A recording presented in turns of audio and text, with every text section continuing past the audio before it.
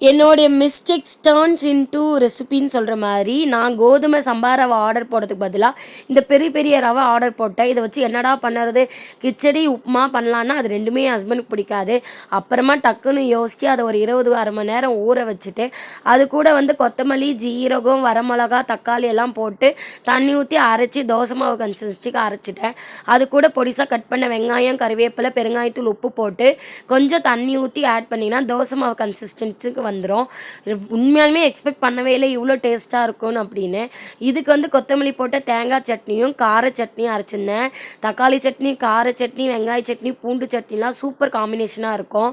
So குழந்தைங்களுக்கு பொது பொதுவாகவும் ஹஸ்பண்டுக்கு ரொம்ப மெலிசாக ரோஸ்ட் மாதிரி தோசை ரெடி பண்ணியாச்சு. வச்சு சாப்பிட்டா எக்ஸ்பெக்ட் பண்ணதுக்கு லெவலுக்கு மேலே வேறு லெவலில் இருந்துச்சு. ஸோ நீங்களுமே ட்ரை பண்ணி பாருங்கள்.